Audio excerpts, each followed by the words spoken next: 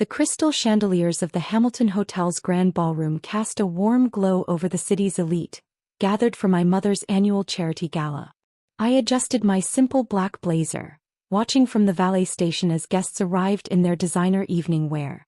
My sister Victoria swept past in a Valentino gown, deliberately avoiding my gaze. "Emma dear," my mother's voice carried that familiar blend of disappointment and command. "The Matthews family just arrived. Make sure their Bentley gets priority parking." She wore a custom Dior gown, her signature pearls gleaming at her neck. "Of course, mother." I kept my voice neutral, accepting the Bentley's keys from Mr. Matthews, who didn't even glance in my direction. My simple outfit and position at the valet station made me invisible to these people, exactly as my family intended. Victoria sauntered over, champagne flute in hand. "The valet suits you," she smirked, loud enough for nearby guests to hear. "At least you've found your calling after that disastrous attempt at starting a tech company." I handed off the Bentley keys to the actual valet staff I was supposedly supervising, checking my phone discreetly. A message from my executive assistant flashed. "Forbes interview embargo lifts in 20 minutes. "Someone has to be practical," my mother added, joining Victoria. "Not everyone can succeed in business. Your sister's on the board of 3 charities now." "Inherited positions," I murmured, but they weren't listening. "Remember when she thought she could revolutionize quantum computing?" Victoria laughed, swirling her champagne. "What was your company called again?" "Something pretentious." "Quantum Apex Technologies," I supplied, watching the ballroom's massive screens currently displaying auction items for tonight's charity event. My custom-designed quantum processors were currently powering those same screens. Not that anyone here knew that. "Yes, that's right," my mother sighed. "Darling, there's no shame in accepting your limitations. The Matthews son is single, you know. He's doing very well in traditional investments." My phone buzzed again. "Stock market opening bell in 3 minutes. All systems ready for public trading." "I'm quite happy with my choices, mother." I checked my watch. A subtle Patek Philippe that cost more than Victoria's car, though it looked deceptively simple. "Happy?" Victoria scoffed. "You're parking cars at my charity events. Speaking of which, the Aldersons just arrived. Don't keep them waiting." The ballroom screens flickered, right on schedule. My mother frowned at the interruption to her auction displays.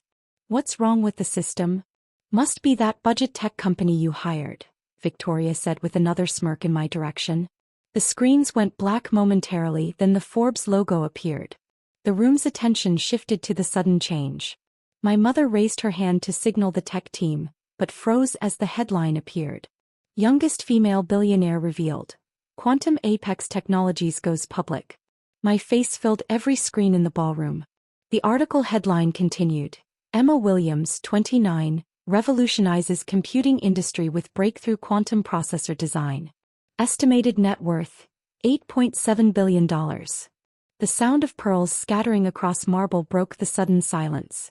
My mother's hand flew to her empty neck, her prized necklace broken in her shock. Victoria's champagne glass slipped from her fingers, shattering at her feet. "That's..." My mother stammered. "That's impossible." "Emma." Victoria's voice had lost all its earlier condescension. "What is this?" I finally allowed myself a small smile, straightening my blazer. My phone buzzed with another message. "Stock price already up 40% in first minute of trading. Board meeting in 30 minutes. "I believe," I said quietly, "that's my company going public." I stepped away from the valet station as my executive team entered the ballroom, each wearing the distinctive Quantum Apex pin. "Now if you'll excuse me, I have a board meeting to attend." But you're just..." My mother gestured helplessly at my valet position. "Playing along?" I raised an eyebrow. "You needed someone to prove your superiority over, mother. I simply let you have that illusion while I built my empire." My phone buzzed again with another stock alert. "Though I should thank you. Having a family who never asked about my work made it much easier to keep things quiet until the patent clearances came through." Victoria's face had turned an interesting shade of pale. "The quantum processors, the ones powering every major tech company now. That's you?" "All me," I confirmed as my CFO approached with a tablet displaying our soaring stock prices.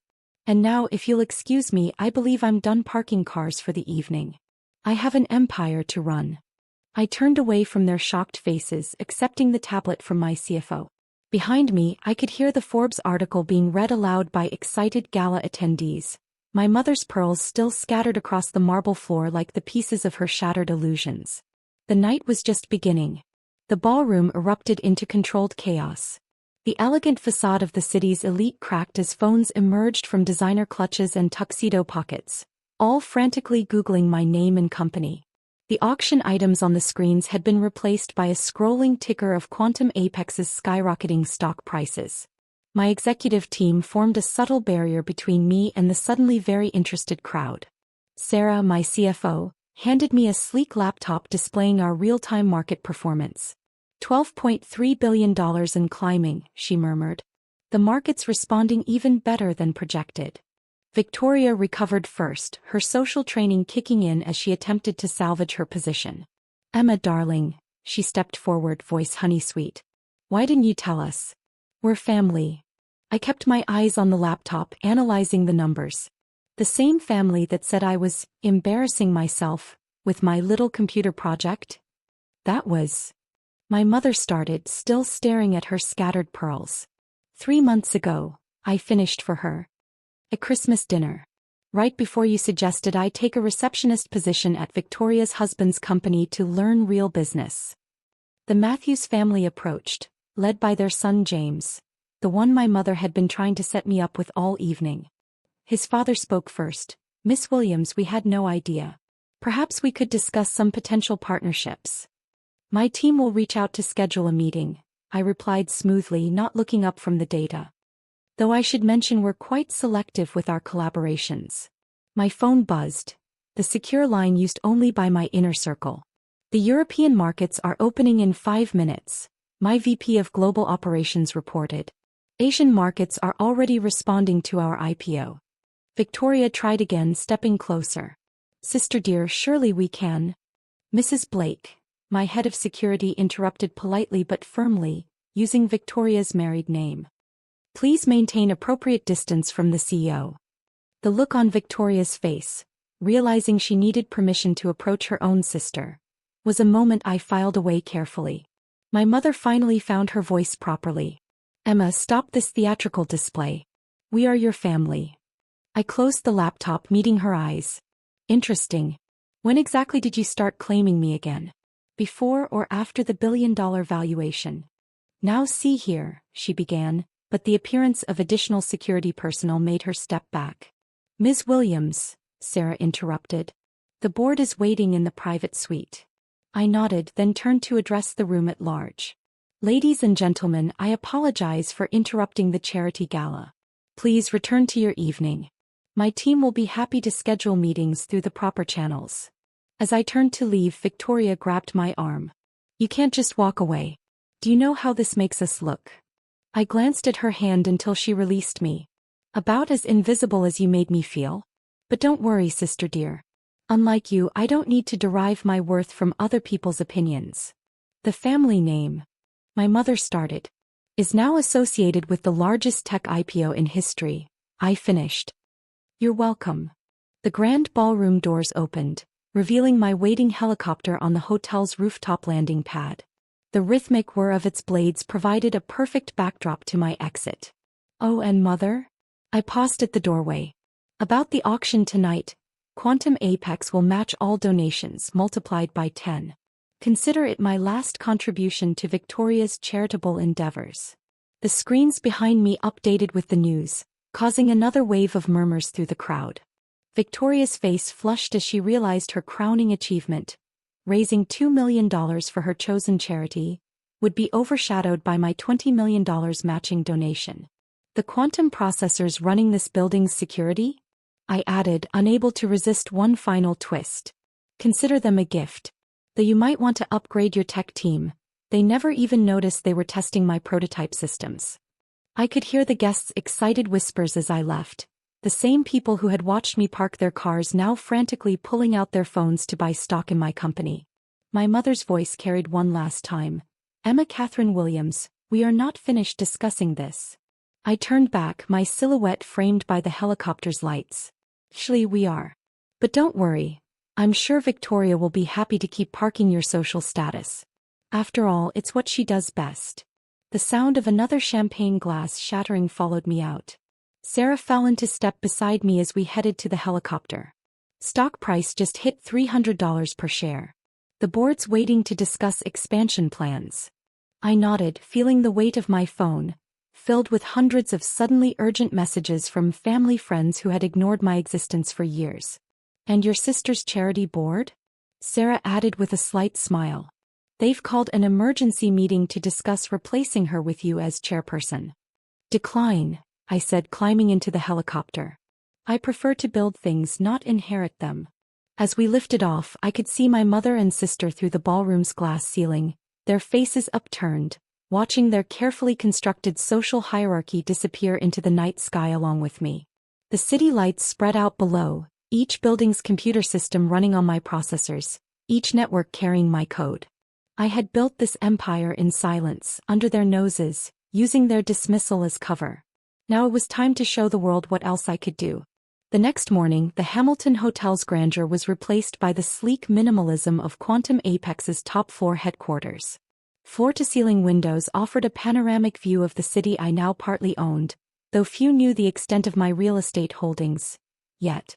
The morning reports, Ms. Williams. Sarah placed a tablet before me. The headlines scrolled. Tech's new queen. Quantum Apex valuation hits $89 billion. Youngest self-made female billionaire emerges from stealth. Williams family shocked. Their lost cause, daughter revolutionizes tech. My phone had 294 missed calls from family members in their social circle. I'd blocked their numbers after leaving the gala, but they'd persisted through every possible channel. Victoria had even tried to gain access to the building, only to be stopped by security when her credentials were denied. Your mother's at the lobby again, my head of security reported. With several board members from her social clubs. I swiped through the security feed. There she stood, still wearing her signature pearls, a new strand, obviously, gesturing adamantly to the impassive security staff. Standard protocol, I replied. No exceptions. Sarah nodded, then hesitated. There's one more thing. Victoria's husband's company, they're facing a hostile takeover. She's been trying to reach you about it. I pulled up the company's data. Ah yes, Blake Industries. Failing to innovate, massive debt, and... I smiled slightly, completely dependent on outdated processing systems. Systems they could upgrade with Quantum Apex technology, Sarah added.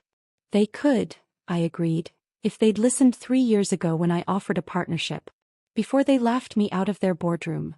A notification popped up on my screen. The takeover was successful. Victoria's husband's company now belonged to one of my shell corporations. They wouldn't discover that fact for another few hours. Your keynote speech at the tech summit is in 30 minutes, Sarah reminded me. The same summit that rejected your application to speak last year. Life has a sense of humor, I mused, standing to adjust my designer suit. No more simple blazers. Is everything ready? Yes. Though. Sarah smiled. You might want to see the guest list. I scanned the names. There in the middle, Victoria Blake Charity Board Representative, and Margaret Williams Social Committee Chair.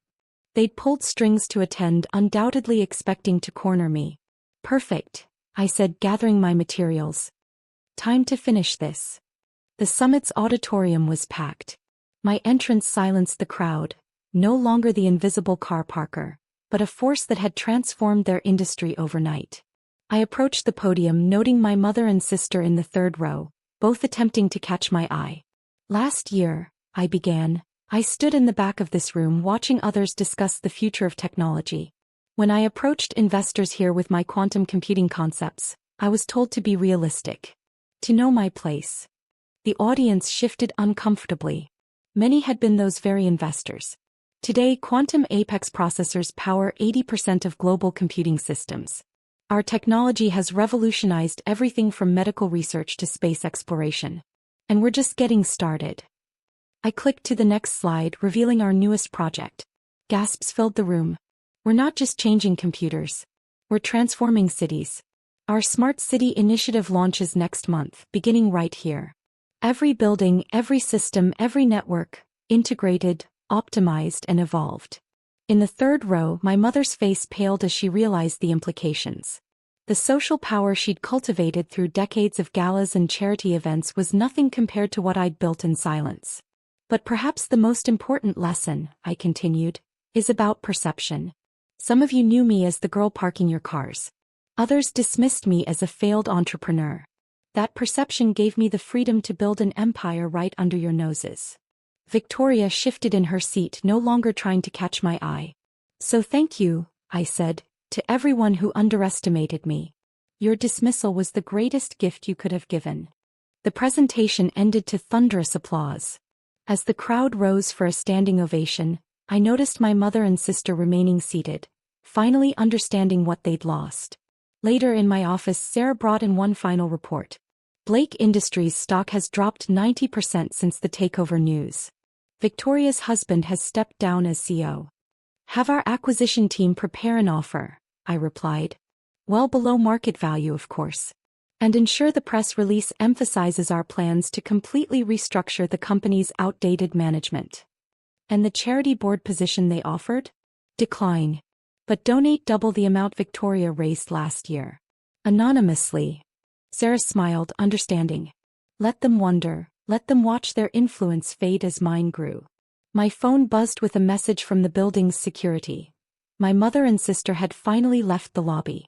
Their town car pulled away from the curb, past the new sign being installed on the building's facade, Quantum Apex Global Headquarters. I touched the window, looking out at my city. From invisible to invincible, from dismissed to dominant. They'd wanted me to know my place, and now I did. At the top.